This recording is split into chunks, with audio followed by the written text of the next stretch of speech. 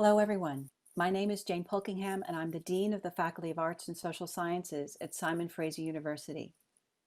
I'm also an immigrant settler from the U.S., and these days I work from home, live and play in Kitsilano, not far from the Sinuk lands. The Sinuk lands are a 10.5-acre parcel of the original Kitsilano reserve lands returned to the Squamish in 2003. And they are now a sustainable development project to create primarily purpose-built rental housing by the Squamish in business partnership with West Bank. Through this development initiative, I've come to learn and understand much more about the history of the particular machinations of colonial acts of annexation and dispossession in my neighborhood. I've also learned more about the experiences of the last inhabitants of the 19th century Squamish village located in the Sinuk lands, the place inside the head of False Creek, through the cultural teachings of Squamish elder Sequoia. I share this experience with you by way of emphasizing that as we acknowledge that SFU's 3 campuses are situated on unceded and traditional territories, among other things, we are also affirming a commitment to engage in a learning journey and to be witnesses, in particular in relation to the unceded and traditional lands of the Musqueam and Musqueam Nation, the Squamish and Squamish Nation, the Tsleil-Waututh and Tsleil-Waututh Nation, the Katsi and Katsi Nation, the Coquitlam and Coquitlam Nation, the Kikite and Kikite Nation, the Kwantlen and Kwantlen Nation, the Semiahmoo and Semiahmoo Nation, and the Tawasin and Tawasin Nation. I'm very grateful to be able to attend this important lecture in the public lecture series, Witnesses to History. And I want to extend heartfelt thanks to Hilmar Pabel and the Department of History for inviting me. And now it's my honor to introduce our guests tonight. Mariette Doduck is a co-founder of the Vancouver Holocaust Education Center. She was born in Brussels, Belgium in 1935, the youngest of 11 children. After Belgium fell to the Germans in 1940, she was hidden in many places, including an orphanage, a convent, and Christian homes. She survived the Nazi genocide of Europe's Jews, but her family was shattered. Her mother, 3 brothers, and countless extended family members were killed. Marie moved to Canada in 1947 at the age of 12, along with 3 surviving siblings. She was placed with a foster family separate from her siblings. Marie had a difficult time adjusting to her new life in Canada and ran away 12 times during her first year. Gradually, she accepted her new family and community and attended Maple Grove, Point Grey, and Magee High schools and the University of British Columbia, where she met her husband, Sidney Dodeck. She went on to become actively and deeply involved in her community through numerous organizations and programs, including outreach work with at-risk youth in Vancouver, and co-founding the Vancouver Holocaust Education Center. She also held jobs singing, modeling, building homes, and writing event publicity. Tonight, Marie will share her story in conversation with Lauren Faulkner Rossi, who is a limited-term assistant professor of history at Simon Fraser University. Professor Rossi herself completed her PhD at Brown University in Rhode Island, and from 2009 until 2014 was an assistant professor of history at the University of Notre Dame. She is author of Wehrmacht Priests, Catholicism and the Nazi War of Annihilation, published by Harvard University Press in 2015, and is co-editor of the 12th volume of the Lessons and Legacy series, published by Northwestern University Press in 2017, about new directions in Holocaust research and education. Marie and Lauren welcome your questions and will leave plenty of time for Q&A during the second part of tonight's event. And you can type your questions at any point this evening in the webinar's Q&A window. And without further ado, I will now turn this over to Marie and Lauren.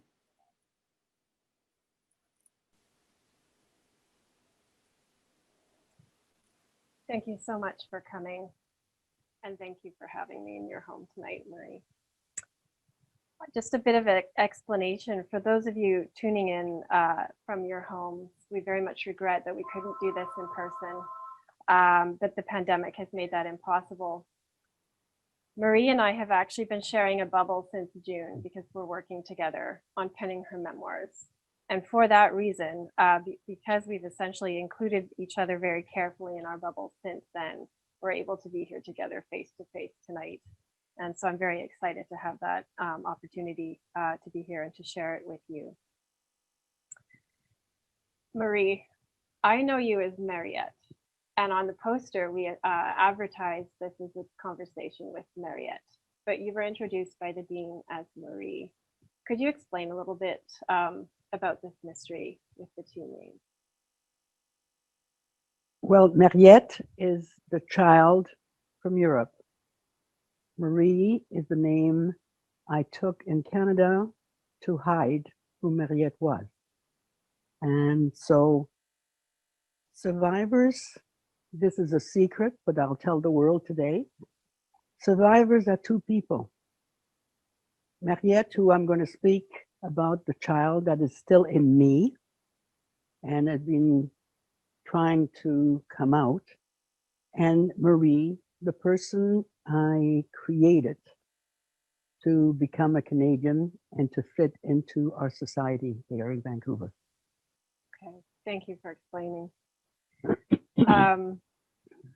As Dean Polkingham mentioned, you were born in Brussels, Belgium, on May 10th, 1935.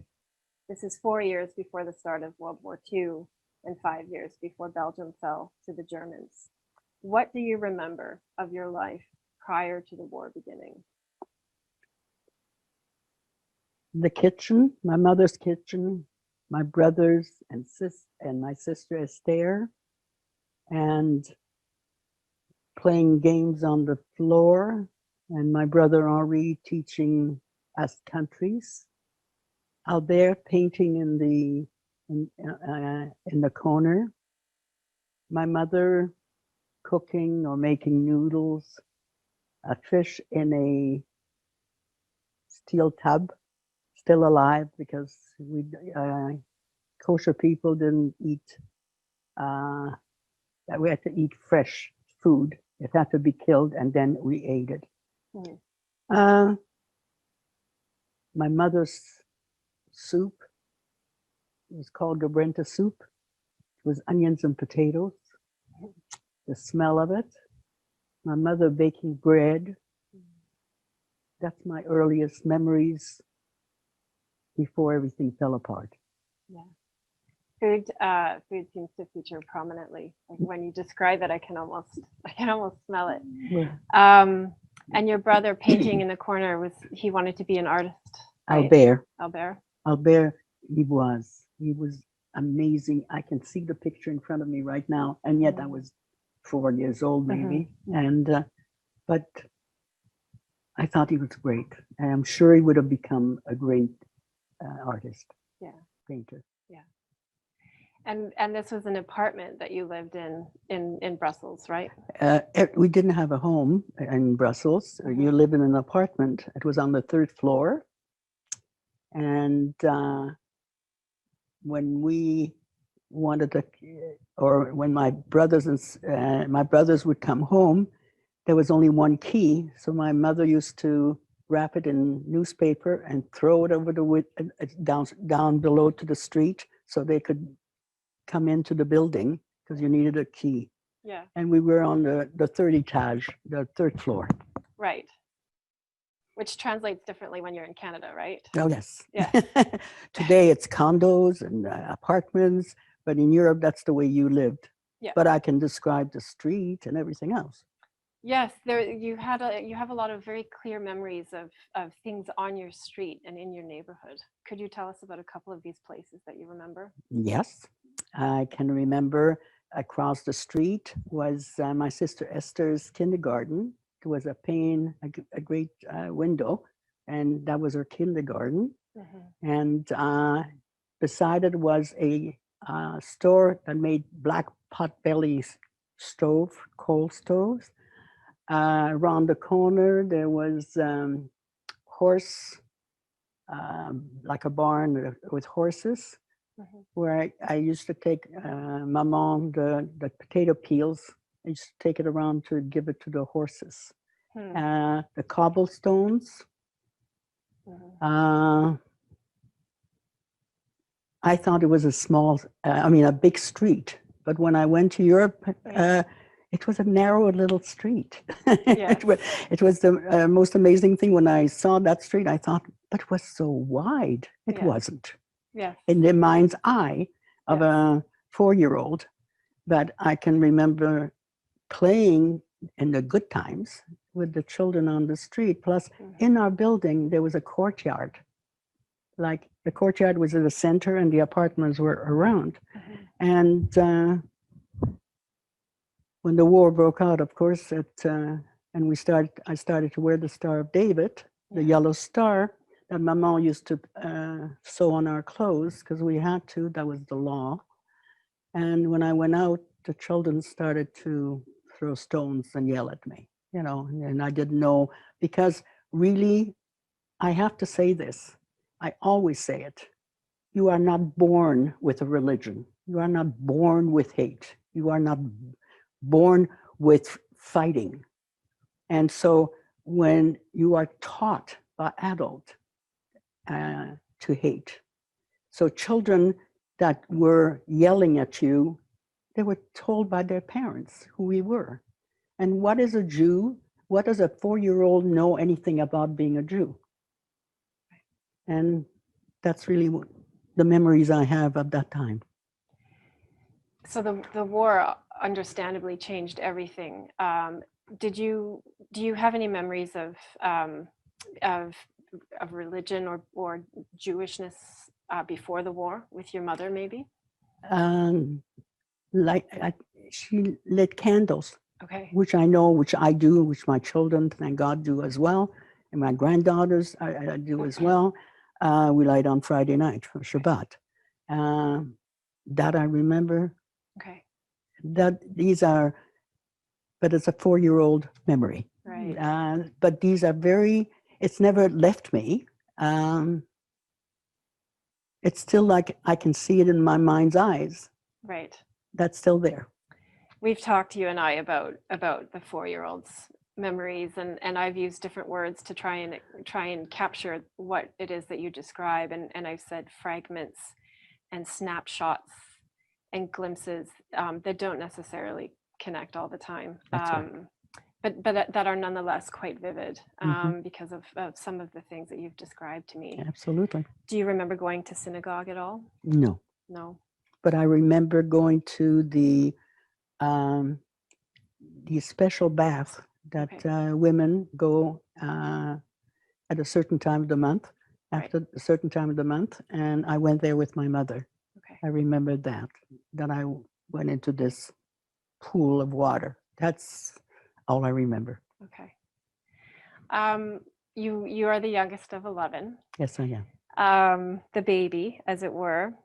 I want to talk for just a minute about you and your siblings. Your oldest siblings, when the war broke out, already had their own families. Your oldest brother was married and I believe had children, and he went into hiding. And the next brother, Jules, was married to a Catholic, and that marriage saved him. Your sister Sarah was married and living in Paris, I believe, and had a child. And then you have siblings down the row who joined the resistance. Jean, Sarah also. Yes. Simon, perhaps perhaps, but I'm not sure. Maybe Henri, who was Henri, I think so, because he was called Moustique, which is mosquito, and I never realized till years later that must have been his undercover name. Right. And like my sister Sarah took Agnès, my brother Jules' wife's name, through the war because she had a passport. My sister didn't want to show her Polish passport. Right. And so she used Agnès Deveau, which is Jules' my sister-in-law, who passed away. Right. That must have gotten tricky on It, occasion. it was because, and the same thing when we were told when we left home was if we saw any of our family, we were not to go and talk to them. Right, right. And just to go back to Henri for 1 second, this was a brother who we think maybe was in the resistance, but he was only 5 years older than you, right? It has to 5 or be 6 because years. it's Bernard, Henri, Esther, Jacques, and me. We're Right, the youngest. the youngest. The youngest That's five. the middle brother. Bernard is the middle brother. Okay. But just that for me, I've had I such would a, say yes. I would say he's like around 5 or 6 years older than me. Yes. so that's amazing to me that he would have been 11 then when the war started and he became part of the resistance. So just an incredible story, and the war really does shatter that for you. Can you talk a little bit about the beginning of the war and what that was like? Well, for me, I can only think of the bombs, the bus bombs, which is where I learned to count to 10 before they exploded. The hiding, the not feeling of anything. As I have stated, I think somewhere that when I left home and went into hiding, I became a robot. Yes. No feelings. Yes. And I think I became a robot in Canada to fit as I think now that we are writing my memoir, that I think I became a robot in Vancouver to be able to survive as Marie and not Mariette. Right. So with Henri went through the whole war with me in my hiding. He was never with me, but maybe I'm jumping ahead of maybe questions that you may ask. I'm not sure. He was the one you saw the most when you were in hiding. Yes. So he of all of your siblings was probably the one who always had an idea of where to find you. Always. And that continued through your life. Through my whole life, even when we came to Canada. No matter where he was in the world, every 3 months I would pick up the phone and say, "Bonjour, Henri." And it was Henri. Yes. And he was with you. There's a scene I've heard you talk about very vividly. He was with you on the road to Paris, I think. Yes, when you tried to flee to France. Well, when the German army came to Brussels, my mother, my brother Jacques, Henri, Esther, and we started to walk. I found this out later. I just telling you what I found in the last 30 years. We were walking to Paris to go to my sister Sarah, who was living there. Unbeknownst to us, Paris was also taken over by the German, but halfway to walking to, it must have been halfway, but as a child, but Henri carried me, and my mom held me too, you know, they took turns, but I saw this beautiful silver bird in the sky, and I thought that was so beautiful. But I know this time I was sitting on Henri's shoulder because I was tired, and I hit him on the head and I said, "Henri, regarde." Being the youngest in the family, nobody pays attention. They always said, "You're beautiful, keep quiet, but you have to let the older one talk." And so I never really had a chance to talk, but so they don't really pay too much attention. Then I looked up in the sky again and I saw beautiful stars coming out of this silver bird. I'd never seen a silver bird before. This time I saw stars, so I got so excited and I said to Henri, I'm hitting him on the head, I'll never forget it. And I said, Henri, tu dois voir, you have to look. And the next thing I know, I am flying in the ditch that were on both sides of the road. And Henri pushed Maman and Jacques and Esther. And then, of course, that bird was a plane. And those stars were planes diving. Even now, I can hear the whistle of the diving and the shooting of the people on the road. They were killing people on the road. And that was my first contact with death and blood. Yeah, it was all over the place and very sticky. And that memory is always kind of painful for me. Sure. But yeah. And the next thing I know, as memories, and as I say, there's blank spots. Yeah. As a child, I probably went to sleep thinking about it as an adult. Now a child falls asleep after. And the next thing I know, Jean came home and he yelled at my mother. And I never heard my brothers or anybody in my house yell at my mother. My mother was a widow. I didn't know my father, and he had died.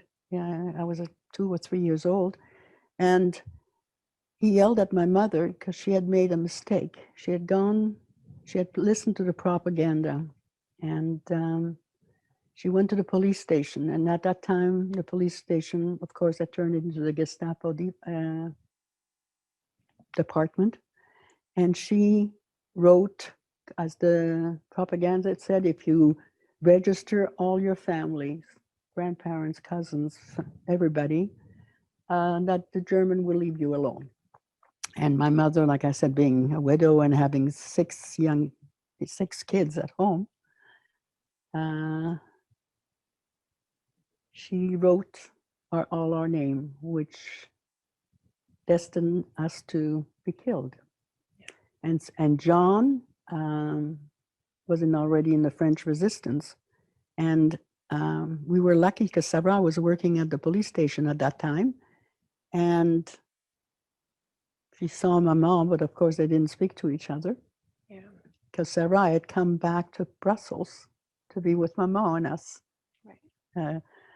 Didn't work. But so Jean came home and yelled at my mother that we had to take all the children, and put them in hiding. Right.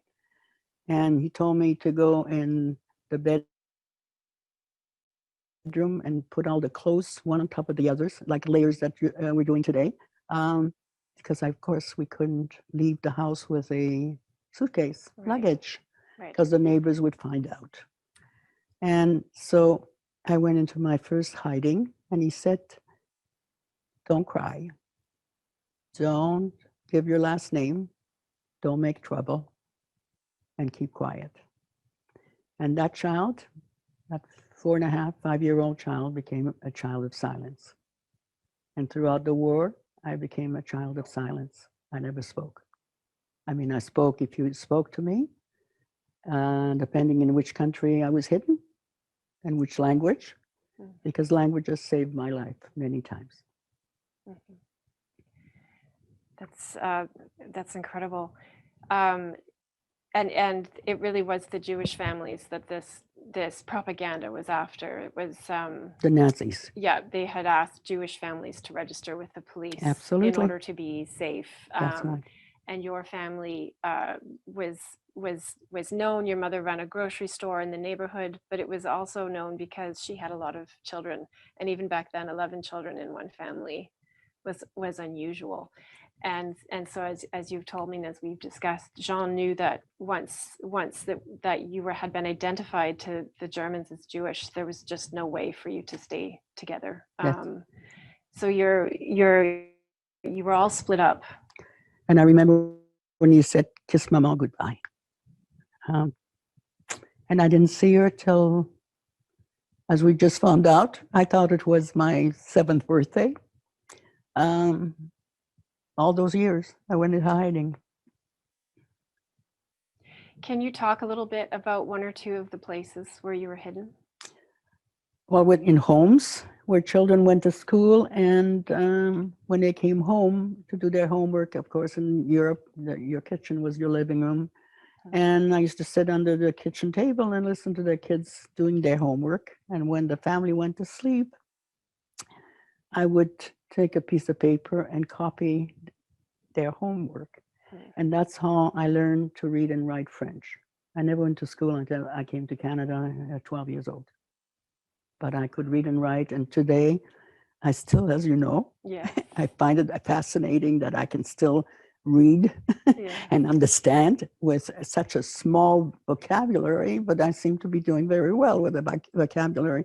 I speak French almost as well as I do in English, but of course, more of a student French than it is an adult, I would say. Yeah, it's remarkable when your French comes out. It's clear that there's a comfort there that I think you didn't really know about for a long time, because in Canada, as we'll discuss, you really tried to leave the French behind you in a lot of ways. Can you so you were in a series of homes I was with in families. okay. I was in homes. I was in orphanages. Yeah. I was in convents. Right. In a convent, I hid. I wore a Catholic uniform. I learned, the Mother Superior, of course, knew that I was Jewish. When they were teaching Latin, I learned that language because it's a language in Brussels. Catholic children learned it as a language, not just as a prayers.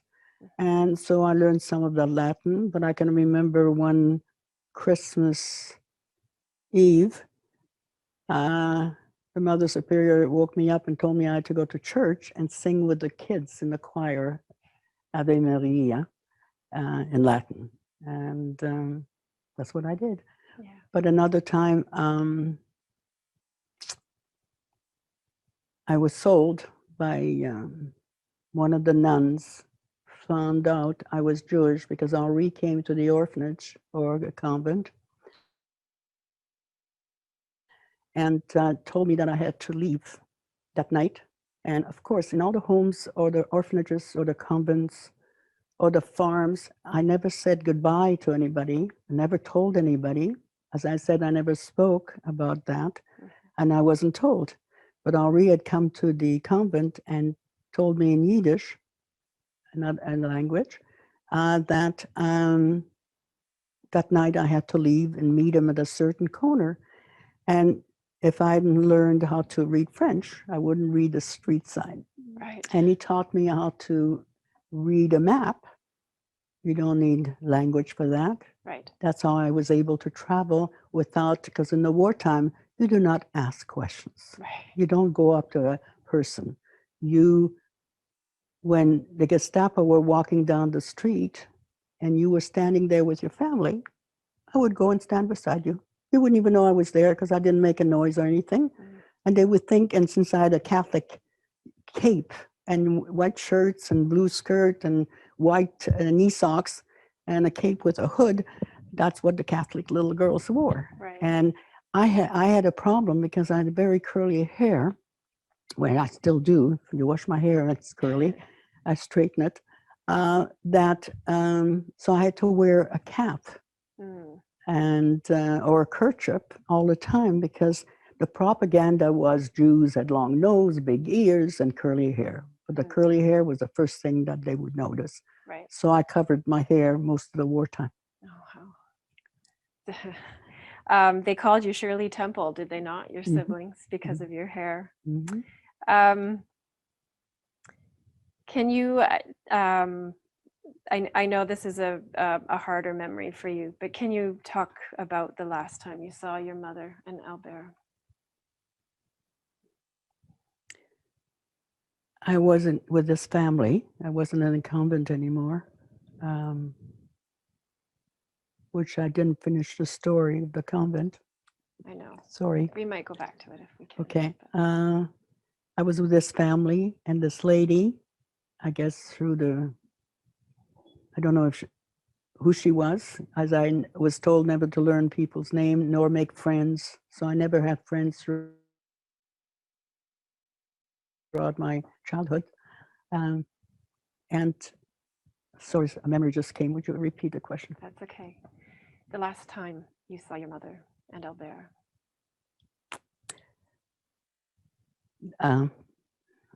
This lady took me home, and I remember skipping down the street, as all children do, and I was so happy to see my mother. And she is dressed in a beautiful dress, and her hair was done.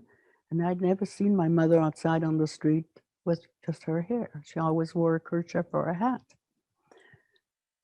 And as I started to run down the street, the lady grabbed me and covered my mouth as I was yelling "Maman," that I was coming. I saw Maman and Albert being pushed into a truck. And that's the last time I saw.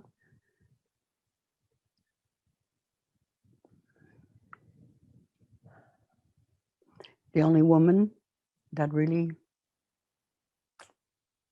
only hugged and kissed me my whole life. I'm sorry. It's okay. It's one of those times I don't like to talk about it. I know, and I feel what I can feel asking you is terrible. So I can only imagine what you're feeling. One of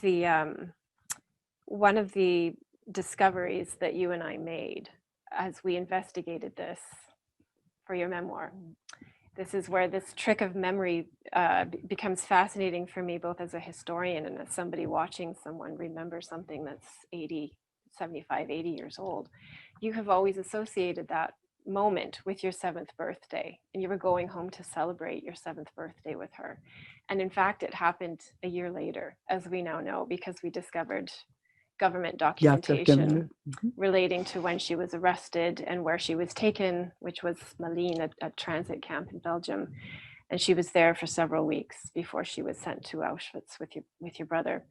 And so I know for you that there was some measure of closure, discovering that was the end. Yes.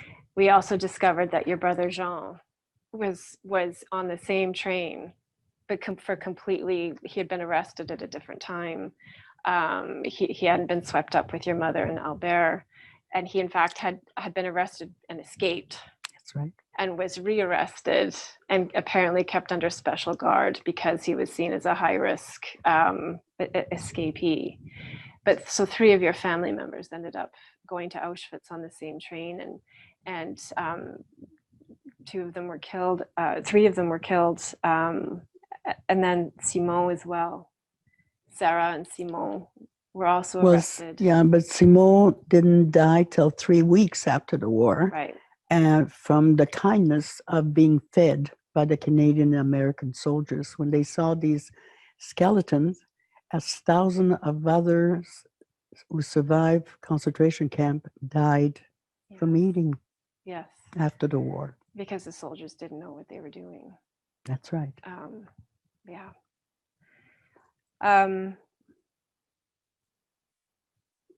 I've often been struck by something that you tell high school students when you speak to them about your experience surviving the Holocaust, and that was that you learned even at the time, as a child in hiding, as a child of silence, as a robot, as you describe yourself, deliberately closing your feelings, that good and bad walked hand in hand. Absolutely. Can you talk a bit about one of those instances where you learned this? Okay, let's then go back to the convent that the nun had reported me to the Gestapo, that there was a Jewish child hiding in the convent. And being a good nun, she went to the Mother Superior and told the Mother Superior what she had done.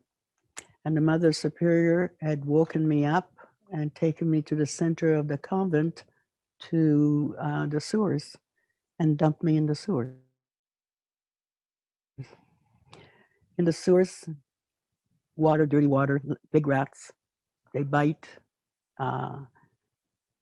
And I had to keep quiet. And of course, the fear of those Nazi boots with the nails.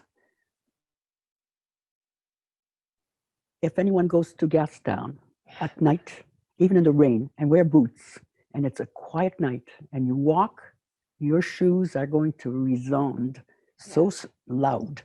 Well, this is 1,000 times more, those Gestapo boots, when they came into the cobblestone of the of the convent to search for me. And of course, they didn't find me. And the Mother Superior, I remember the rats, which I always say, where I killed some rats to make a mountain so I didn't have to stand in the cold water.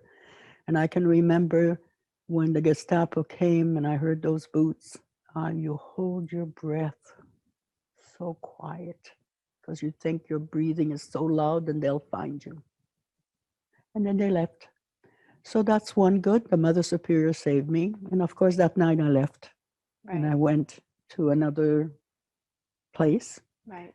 The other time, if you want me to tell about the soldier, Yes, please. I was, we're trying to find out exactly where I was picked up and put on a train. We still don't know. We think it's Holland. You think but it's Holland, we're which not sure. Yeah. I'll tell you another story, survival in Holland. We're not sure yet, but we'll find out for the memoir, Yeah. is that I was caught and I was put on the train. You gotta remember, my whole life I was alone.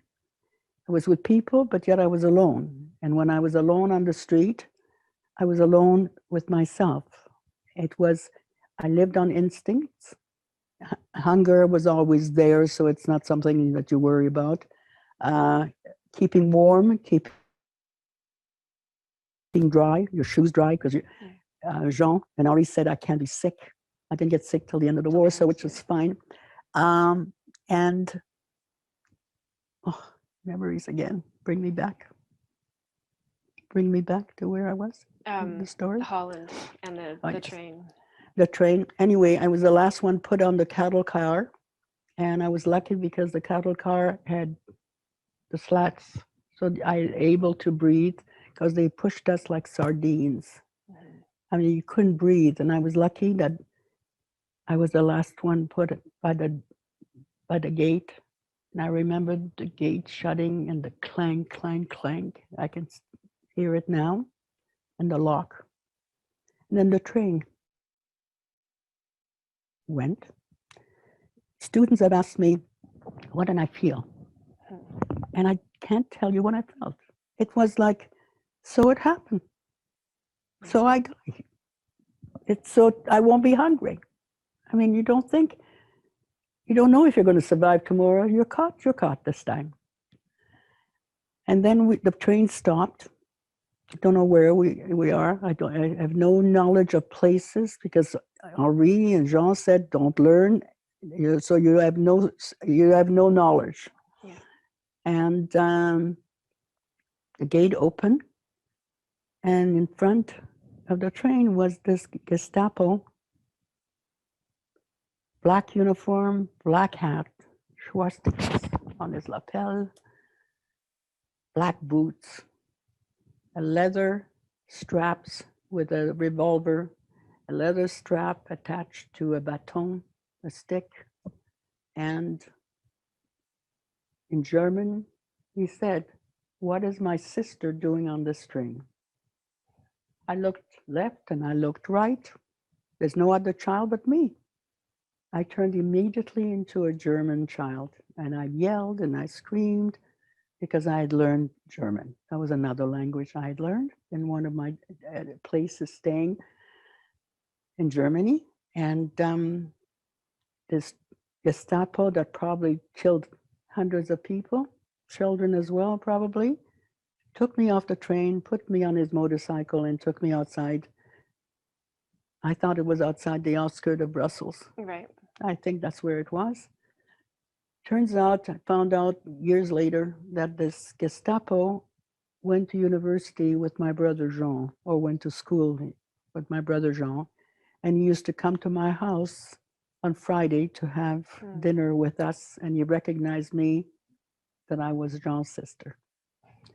Good and bad, but humanity, I've learned that it's always a balance of good and bad. That's just an incredible story. Like that's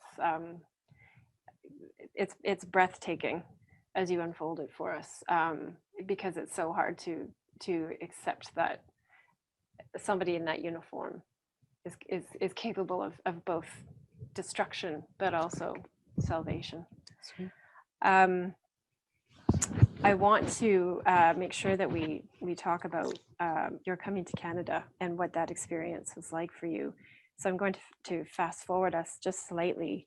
The end of the war, as you mentioned, you were sick. You're quite sick. I had a sickness called la gale, and that's scurvy, which we think is scurvy, Mhm. And quite painful surviving that. Eventually, you perhaps in the Q&A we can explain you found your siblings found you, I should say, Mhm. and you spent 2 years in Belgium mostly, and then you applied to emigrate to North America, and you ended up coming to Canada. And you went first and stayed in England at Windermere Castle, and then you were put on the Aquitania, a very famous ship which has its own history, as I've been discovering, which I'll tell you about. But this was almost one of its last voyages across the Atlantic. The voyage that you took with other Jewish refugee children to Canada.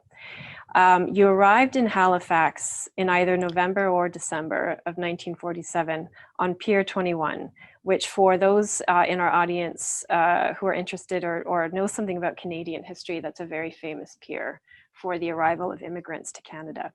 There, you were given a very cold welcome, and not just because it was winter. Can you describe your first moments on Canadian soil as a Jewish child refugee? Well, I remember we all ascended from the ship, and the first thing we were in barbed wires, like a row, as if we would try to escape. I went into this building with bars on the windows, went into this room with numbers. I wasn't called by my name. I had a card pinned to me that said 73 on my card, or 74. I can't quite remember if it was that. I think it was 73. And we had not welcomed, really not very welcomed. We all came with, I guess, some with black market money, jewelry. I had a ring, which today I found by accident. My sister Sarah had given me a baby's ring with a diamond in it. And at the border, the douane, the custom people took everything away from us. Whatever we had that they felt was valuable, they took away.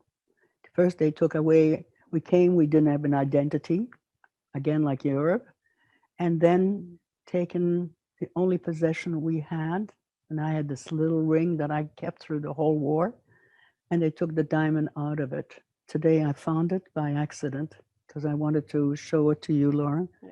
And just by chance today, I found this ring. Nobody talked to us. Nobody really welcomed. We were just a bunch, probably wild children. I can only describe that I had an adult mind in a child's body.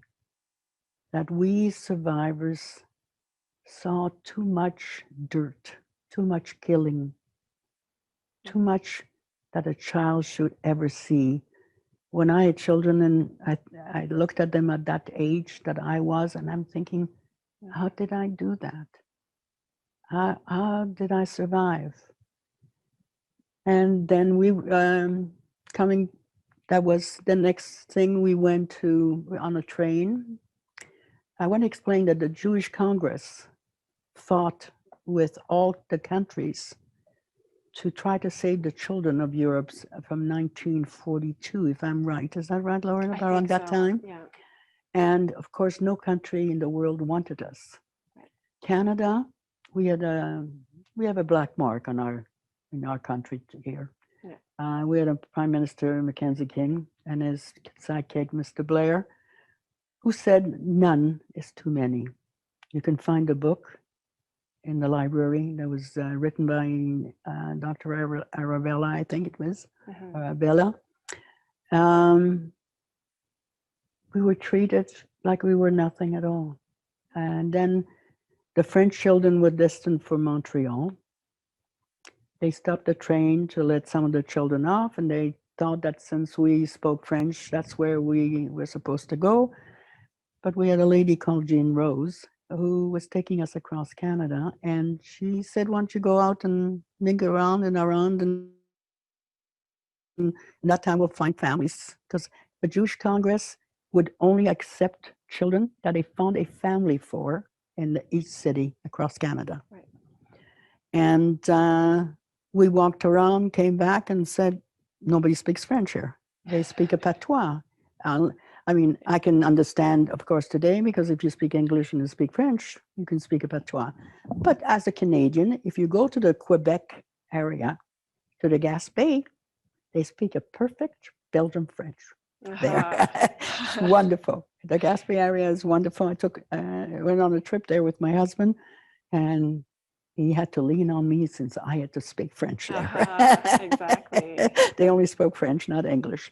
Right. Then our travel, we didn't stay there, of course. Back on the train we went, and we went to Winnipeg. 7 feet of snow, and I said, "I'm going to die. We can't stay here, not brought up in snow." But that's where the dumping ground was for the Jewish Congress to drop all the Jewish children that they were bringing into Canada. I also like to state, only 1,227 or 26 children were accepted in all of Canada, and 2,000 in the United States. Now, what could children under 15, what could we have done? But they treated us like we were monsters, like we had survival instincts, but I guess maybe we did look wild. I was a very short little girl. I didn't grow till I was 16 in Canada. I grew from 4'10" to 5'5.5" in 1 year.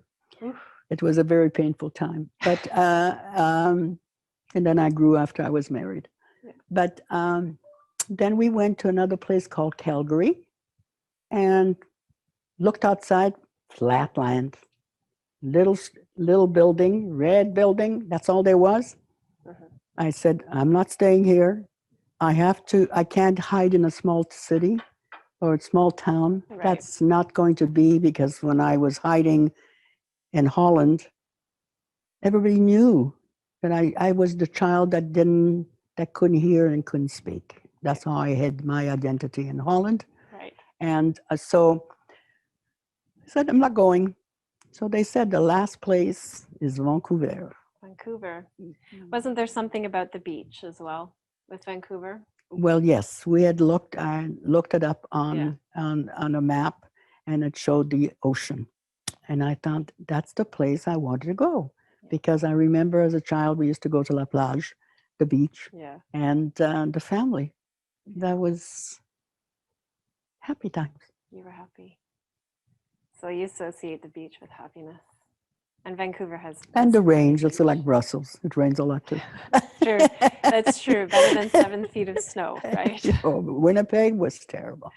But I lived with a nice family there, a Jewish family. Yes. And Esther and I lived together there. That was the only time that I ever lived with my sister. I should clarify, Winnipeg at this time, outside of Montreal, had the biggest Jewish community in Canada. 36,000 families. So this is why, as you say, it's a sort of dumping ground, because there was so many options. And when you came from Europe, you came with 3 of your siblings. You came with the next 3 oldest siblings above you, and later on, Henri came as well, or no, Bernard came as Bernard, we brought him here exactly 50 years this December. Right. That he came from Israel, because he went in 1945. He decided the Jewish Congress, they needed Palestine, needed children and grown up to go to Israel. Right. At that time, it was Palestine. Right. So Bernard went in 1945 to Palestine. So Henri, Jacques, Esther, and I, in Brussels, we got a passport for Henri and I. and Esther and Jack on another, Right. which I just received, as you know. Yes. This was a miracle of all miracles. Yeah. My brother died over 30 years ago, Henri, from cancer, and his son, who lives on the island, came to a conference that we had in Vancouver that Dr. Rob Curl and I were co-chairing the World Child Survivor Conference. And he came, he attended, and he gave me my passport, which it's going into the museum at the Holocaust Educational Center because 1947. Wow. And yes, I've seen the passport, and I think it's on the picture on put on the poster. Yes, yeah, you it was did. in the bottom right corner. And just me trying to wrap my head around the idea that you could, as a 12-year-old, make your own passport and then have two children on it. Because there was two of you on the same passport. It's just such. Well, it had to be one older Yeah. with the youngest. Esther was older than Jack. Henri is older than me. And that was the only way we could get a passport in Brussels at that time, because there was, going back to your question, there was in Brussels, the Jewish Congress had put signs everywhere that any Jewish child that wanted to leave Europe was to go and to the city hall of each city that they were in. Right. And that's how we got our passport. Okay. Huh. And we were lucky because 4 siblings of the same family coming at once was something not heard of. No. And indeed, once you got to Vancouver, as you've already mentioned, you didn't in fact get placed with them in a family. The 4 of you were split up. Because no family would take 4 children. Right. So you were once again, in a sense, on your own. Absolutely. Albeit with. But I was lucky. My brother Jack and I, of the 40 children that came eventually to Vancouver, we were the 2 luckiest, I think, to live with a family that became our family, that became grandparents, or my foster parents became grandparents to my daughters. And I took care of them in their old age. So which is a beautiful story. And they had no children, which was an amazing thing. Yeah. Also, he was the president of Beth Israel Synagogue, and I came January the 3rd, and April 14th was their 30th anniversary that I moved in. So if you can think about, if you had a house, no children, and you take this really, this child that's a child but an adult, how do you explain? And plus, their Yiddish and my Yiddish were completely different. Right. There were the highbrows, mine was a street Yiddish, and I couldn't understand them, and I couldn't speak with them for at least 3 months. Right. So it was pointing gestures, Right. And I never asked anything. Never asked them of anything in my whole life with them. Yeah. I still don't ask, as you know. I don't ask. It's one of the lessons you learned as a child, I think, was to be, one of the hardest lessons was just to be entirely self-reliant. And from watching you, I think that's a lesson you don't unlearn. No. You've unlearned other lessons. Yeah. But that one has really stayed with you. I have more questions, but I am also conscious of our audience and the fact that some of them will also want to ask questions. Wow. I know the time flies. So I think at this point I will turn the microphone over to my colleague Dr. Jeremy Brown, and our communications director Jonathan Goodluckson, who are watching the chat where the Q&A is posted, and invite our audience to begin posting questions if they haven't already. And Mariette and I will be happy to answer them as they come up. So I'll turn things over to Jeremy. Thank you so much, Lauren, and thank you, Marie, for the captivating and, as you said, Lauren, breathtaking stories and insights that I've already learned a lot from. I really appreciate it. So we've had an outpouring already in the Q&A box of people saying hello to you and saying how impressed they are by your strength. and by your survival. People from as far away as Brazil and Australia are watching and sending you messages. And so all of those messages, those positive messages that are coming through, we will save and pass on to you so that you can see them yourself and they can be read to you yourself. But I won't repeat them here, because what I'm going to do is repeat the questions and give you a chance to answer them. So without further ado, I invite everybody to keep asking questions, and I will start from the first one, which is a kind of a complex two-part question. So I'll read everything, but I might need to come back and repeat the second part here. And this is a question from Kevin. The first part of which is, do any of your memories from the war still get triggered today when you see or hear something? Also, do any of your past experiences growing up or what happened with your family influence how you see political events taking place around today, as nationalism, along with the division that comes with it, makes a reappearance in a big way today? So that the two parts are about whether your memories get triggered today, and then about how your experience inform your understanding of nationalism.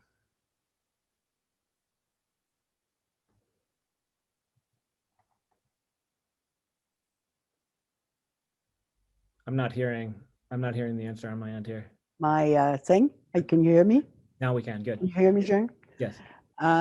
First part, for the longest time, I didn't explain that when I do outreach speaking, and I speak as Mariette, which I did as tonight, when I leave the school, Mariette is put on a shelf and Marie takes over and becomes the Canadian.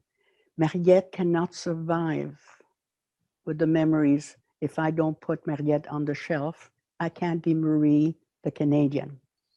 I can't live the memories. It takes a lot out of me to relive. What has relived with me now is the COVID. When we were shut down, the beginning of COVID, when we were shut down and stayed home, I think, and I mentioned this to the child survivor, our group, that did they feel like me again being shut in? I had to open my front door and my back door and kept saying, Mariette, you can walk out. Mariette, you can walk out. I had to make a draft. It brought back a terrible time for us at the beginning of COVID. And I know the other survivors feel the same way, and that I would say that was the hardest of all, because as I said, I created the person you see in front of you today. And I've learned to shut Mariette off and put her on the shelf and live as Marie, the Canadian, and live like normal. But really, if you think about it, when COVID came, it wasn't normal. It became again, Mariette was stuck in this hole, in this room, in the shut-in. I couldn't go out. The mask for me was the gas mask that I wore around my neck as a child, because in Brussels, the kings gave everybody a gas mask. So that is the answer to the first question. The second question, repeat, and I'll think about it, but I'll let Lauren answer that. Do any of your past experiences growing up or what happened with your family influence how you see political events taking place around today as nationalism makes a reappearance today? Antisemitism. Yeah. The antisemitism that I'd seen growing, and the political program that I've read because of Hitler, that time of Hitler, how he became the chancellor, how he became Hitler, is exactly what is happening in our country today, all over the world. We are again being persecuted. We are again being hated. We are again being hit. We are again being abused constantly. I see what I saw as a 4-year-old, 5-year-old. I'm seeing it around the world, and nobody seems to see it, that the hate is coming again. You are hating us again. You are pointing at us again. What we have done. And every country that we have come into became citizen of every country. We have built that country. We have done it better. But again, I feel the hate of my childhood today. Yeah, it's something that Mariette and I have talked about as well, and is one of the things driving the decision to pen her memoirs. There's many impetuses, many motivations that led you to do that, but one of them was this real concern with the reemergence of anti-Semitism as something that was in some circles now publicly okay to express. And I can say from my own perspective, interacting with Mariette and other survivors, the feeling that they have is just absolute helplessness, and the idea that they somehow didn't do enough after 30 or 40 years of community outreach and outreach into high schools, and somehow, you know, and I see it, and it's heartbreaking to think that you have taken this, that somehow this is your fault, that you failed to reach enough people and drive it out of existence properly. And so it's a determination born of desperation in some ways, to write your memoirs, to really put on paper, put in print, in a way that you cannot disagree with, cannot refute. This happened to me. Please don't let it keep happening, as you say, as you've seen on the news and in real life, even in North America. That's right.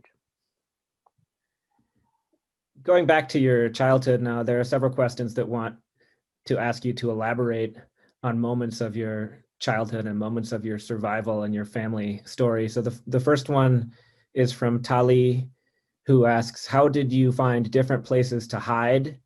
Was it a family member or friend that arranged the different homes and places where you were hiding? Hi, Tally. No, I was fortunate that my brother and my sister Sarah and Henri were in the resistance. I was moved because they found that I think about a year or two after I left home in hiding, Henri had come to me and asked me, do you remember what Jean told you when you left Maman? And I told him. That was the time I didn't really realize till years later that I became a messenger. And that's where I was traveling from country to country, and that's where I learned all the languages. Because when I went, it takes 3 months to understand and speak a language. But you have to think. As you were saying, Jeremy, about your children taking Chinese, I was thinking, yes, it's nothing uncommon. I think it's wonderful. You know, but you have to think. Like I know when I'm with my brothers and sisters, we can switch in languages. We tell jokes in different languages. And so you've got like ha ha ha and ha ha ha, but it's all in different languages. But I can switch, as Lauren has seen, I can switch. If the last language I spoke to you was Flemish, like I did when I was in Europe, turned out, I just found out, I remembered today with my sister, 9 years ago, I was in Brussels to visit one of my nephews. And I went to see my nephew, like this is my great nephew. I went to see my nephew, my brother Jules' son, Simon, and the last language I spoke to him was Flemish. I did not realize I was speaking Flemish when I looked at them and I started to speak. I said, I don't speak Flemish. I don't remember.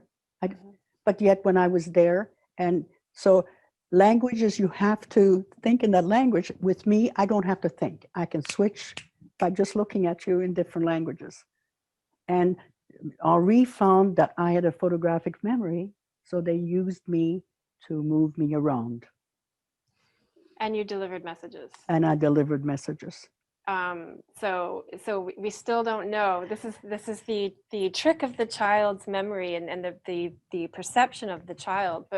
But we think, based on you remembering when you were in your 40s, that you were used as a courier basically by the resistance, because you wouldn't be suspected. You were 6 or 7 years old, and you could remember, you know Swedish, but you don't know how or why, but you could remember to pass messages in Swedish.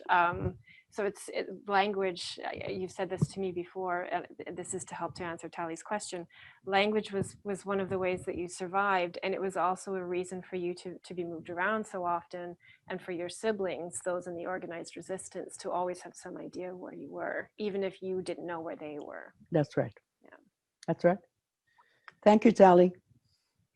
We have a critical mass of questions asking about parenting, actually, which is really, I imagine a lot of the audience members have been touched in the same way that I was as a parent of kids. You mentioned my children. Just thinking about, trying to imagine my children in such a situation, and it's just so powerful to hear that. And then other people are reacting and thinking of you, the child survivor, becoming a parent yourself. So there are two questions related to that. One is from Lynn Fader, who asked, after such trauma, how did you learn to parent your children? And Judy Vilt is asking a similar question. How did you share your story with your children? So it's about learning how to become a parent to your children, and how did you share your story with your own children? For us, it was not having parents. So, and survivors, we became very protective. We controlled our children. Our first child, every first child of survivors have some kind of a connection with each other all over the world. We don't know what the phenomenon is, but they have like a load that they are carrying that I didn't share. I didn't share my story at all with my children until they were older, and I started to go to outreach program and to speak. But I didn't speak. Then, like my oldest daughter probably found me very difficult. My middle daughter took me the way, that's the way mom is. My third daughter, she wouldn't believe that I was a survivor. I was so Canadian to her. Overprotective. We all were overprotective of our children. We were fearful of their safety. So parenting was also, you learn yourself how to be a parent. Like I learned from my children.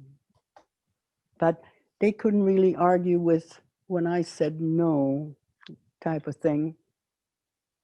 It was like, let's say about smoking. I used to smoke 35 years ago, and my daughters they were going to smoke.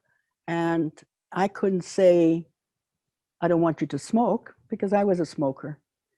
I'm just giving this as an example. So I would tell them the bad things about smoking, and they in turn threw it in my face that it's bad to smoke. You know what I mean?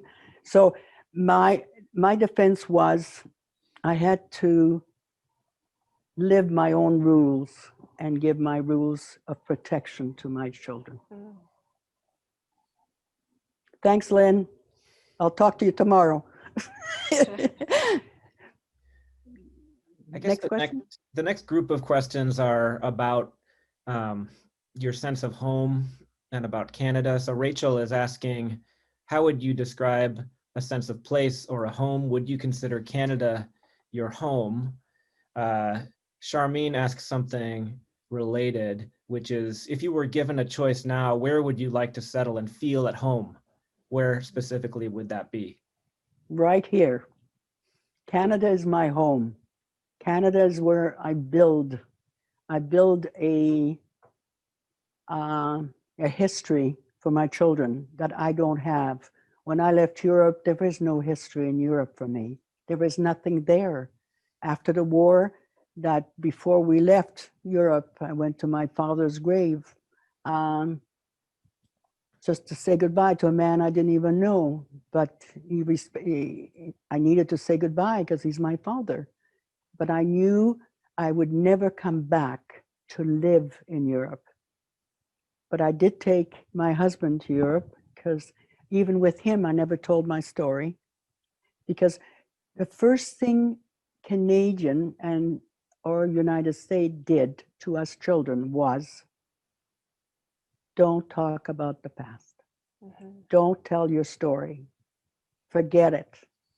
So for years, all of us never spoke. And also, because I wasn't a concentration child, and before Dr. Rob Krell wrote about that child survivors, who we are, the hidden children, had a story of survival. It wasn't just the camp survivors. So camp survivors didn't think we children had a story of survival. They thought we had it easy. But they also, I can't tell about my sister. I helped write her book, Sarah, in the United States. And she was in concentration camp. Her husband was there in Auschwitz as well. No, I am a Canadian through and through. My husband, if you look downtown, we built a few of those buildings. We've done very well in Canada, and Canada has always been my home. I've lived here 90% of my life, and my foster parents were more my parents than my real parents, because I only lived for 5 years maybe with my mother. How about a follow-up question related to Canada? This is from Roxanne Huberman, who wants to ask you, please tell us how the Jewish community reacted, and did it ultimately welcome you? I hate to say it, they didn't. They didn't accept us. The community did not accept us. They didn't know, they were fearful. I understand this now. They were fearful of what we knew, of what we saw. As a child, I didn't understand that, but as an adult, I understand it today more, because we are writing my memoir and I'm opening up to things I didn't think about before. The children were bullies. The schools were bullies, the public school. The Jewish Congress opened a classroom for us when we came here, and the teacher was speaking Yiddish. The 7 of us arrived in 1947, the first 7 children, not from the same family, but my future brother-in-law was in one of those 7 children. And they opened a classroom because public school had no learning for us. Yeah. And this country, my sister and I know at the time we went, she was living with another family, and we were going downtown. It was the only place to go in Vancouver. It was a small city in my time. And the population here, I think it was 1,000 Jewish families. And everybody knew each other. But on the bus, I remember Esther and I were so happy to see each other, and we were going downtown and spend a day together.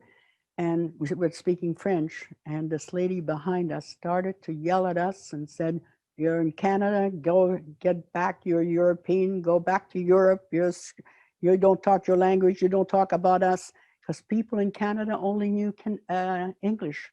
We didn't have a variety of multitude of people of the different languages that they speak here today. When I'm with my Chinese friends, I'm very comfortable. I don't care if I don't understand. I know that, and if they want to talk about me, I'm sure they're not. They're my friends. And if they do, so what?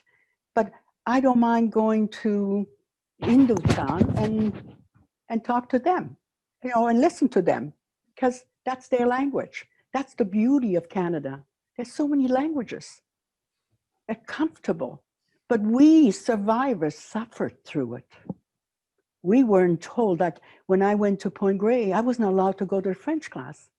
I did, and I corrected the teacher, and I was sent to the principal, and I was hit with a ruler in my hand because that was not polite to do. So I never took French in Canada. And so I knew that I had to hide my French accent. And I was good enough to translate letters for the mayor of the city hall, but it wasn't good enough for me to get a job in Canada. It was hard for a girl, for a woman, for a foreigner to fight her way, I would say, to the top, which I did.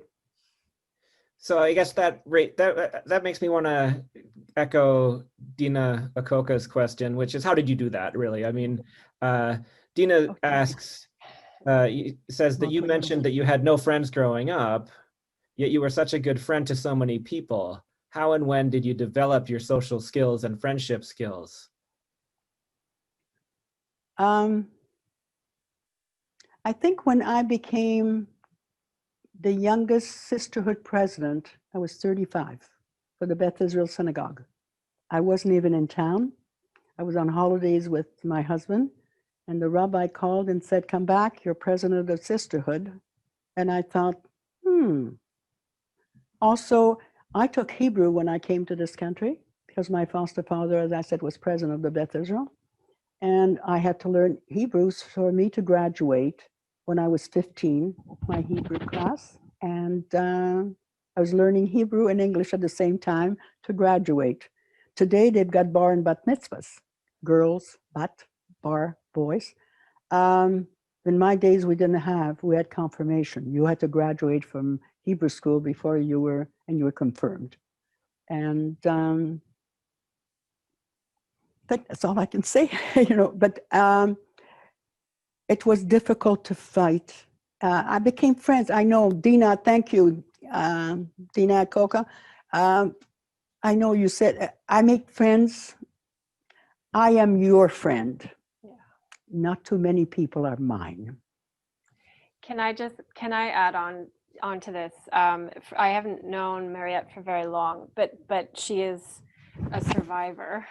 And one of the ways in which she is that she learns very quickly, all manner of things. She hasn't told you yet how many languages she knows. I think it's 8. She'll correct me if I'm wrong.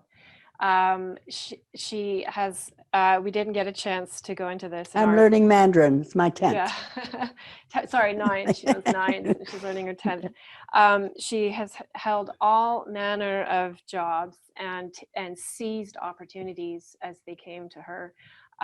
She learns so quickly for somebody who had no formal schooling of any kind between the ages of 5 and 13. And for those of us who were blessed with relatively normal childhoods, we know that those years are so formative for our education. So Mariette's downplaying a little bit how it is that she's learned to do these things. She's tenacious, and what she sets her mind to do, she does. And I think that includes making friends and learning how to be a friend to people. Thank you, Dina.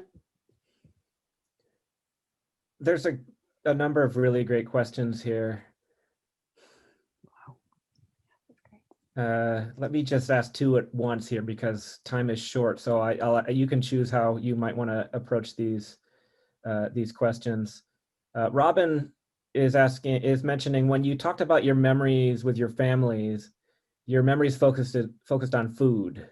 Why do you think that is? Was there something about the food that was particularly comforting? Did food give you a sense of comfort after the war? I'll just leave it at that, actually. Okay, not after the war.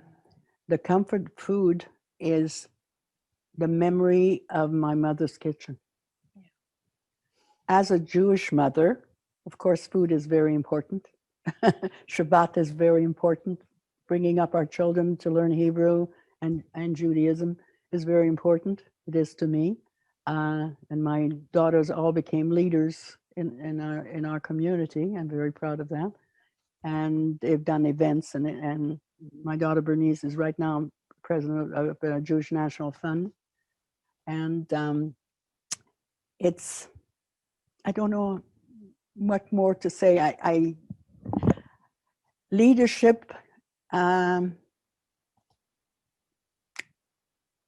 became a leadership coordinator for the Pacific Northwest. Where did I learn leadership? I really don't know. I think my childhood and my loneliness and my being independent, had to be independent to be able to survive. My thinking is that that's what, I don't compete with you, Jeremy. I compete with me, type of thing. I play golf against me. I wouldn't be against you. I play tennis, which I was on the Canada team until they found out I was Jewish, and then I was thrown out. We have, those were things in Vancouver. You couldn't get a job at Eaton's if you were Jewish. The application asked your identity. You had to fight all this. These are things, we survivors really changed the country. The Holocaust Educational Center has changed, but when I was asked, you were asking about what about the hatred, and I'm saying the antisemitism. We have fought so hard. We speak to thousands of children, to thousands of teachers, we train teachers, to change to that our Canadian children are safe, that the world is safe, that the American children, not just Jewish children, that we are equal, whatever race we have or we belong to, whatever religion, let us live. I think this is a good time to bring it back now to one of the questions that we started with. Charlie is asking a question related to this, which is, what is the most crucial difference between Mariette and Marie? Today, I get my strength from Mariette. When I'm feel like I can't take another breath, I call on Mariette.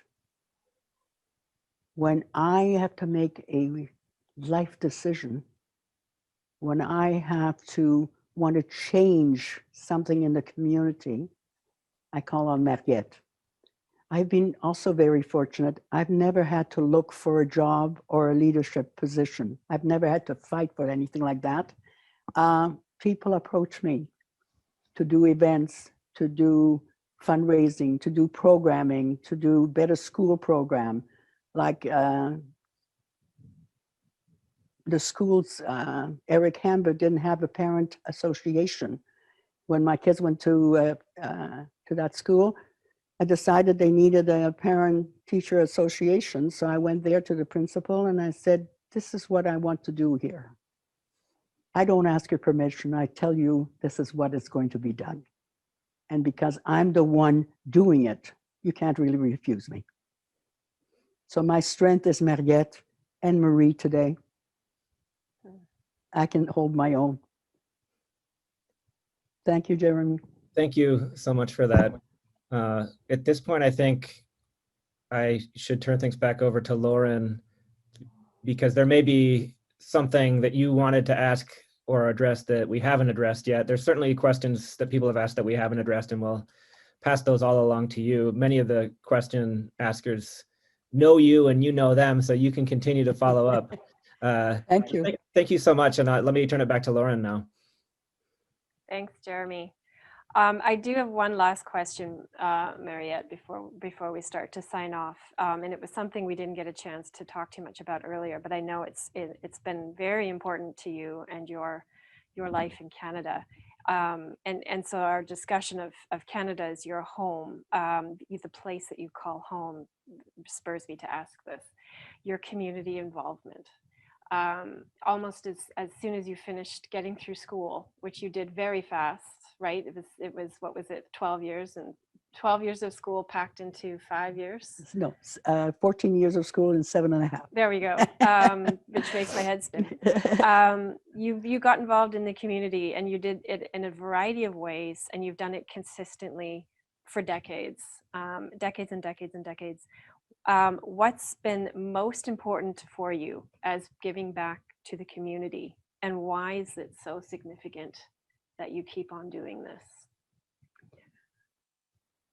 One would be to say thank you to the Satnoff, Your foster family. my foster family, to the rabbis in the community that have helped along the way. I took a lot of courses to learn more about Judaism and to be able to pass on to my children, and in my home to children are important. I wanted to change that the children that hurt me when I came here to this country, and I wouldn't show them. I never showed them. That's not something you show. That I wanted to change their mind, and that their children should not see the difference, that tolerance. I wanted the tolerance to come in. I wanted for them to accept people the way they are. I accept you when I meet you, but I can't tell you if I'm going to like you or not, because that is trust, which is something I hold very dear. And community work was, why not? I can do it. I see that things have to be changed. I have the capability, which I didn't know I had, to do it. It worked. People love working with me. I love working with them. I have always the same committee that keeps following me from events to events, which is lovely. I use their expertise, and I don't take the title. It's not really a title. The awards, the everything, it's very nice. But as you know, it took you 6 months to learn that I have a few trophies. One or two. A few things. It's not, I'm not doing it for glory. I'm doing for betterment of our community, for the betterment of every community, if I can help the non-Jews as well as the Jews. I find equality important. So my involvement in the community to this day, if I'm still honored to be asked to do an event and I'm capable of doing, I will do it. It doesn't matter with age. Age has nothing to do with the ability of doing a job. If I see something wrong that I feel is wrong for that community, I will fight to change it. That is so inspiring, and a good reminder to all of us to be aware of our abilities and not to shy away from opportunity as they present. And you've lived your whole life modeling this. So thank you so much.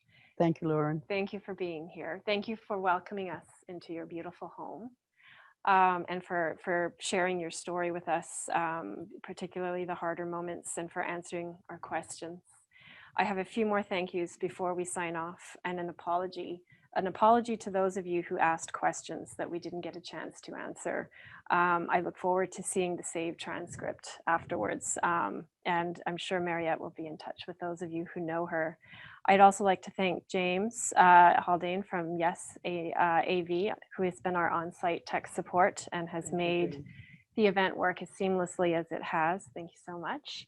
I would like to thank as well SFU IT Services and SFU Meeting Event and Conference Services for their support for online events, including this one. And I would like to thank the Vancouver Holocaust Education Center, particularly its director, Nina Krieger, who agreed to engage in partnership for this event and who were instrumental in helping promote the event to their circles. Thank you very much. We look forward to seeing as many of you as can come out to our spring lecture series, details about which will be forthcoming. Thank you very much. Be safe, everyone. Have a good evening. Good night. Thank you.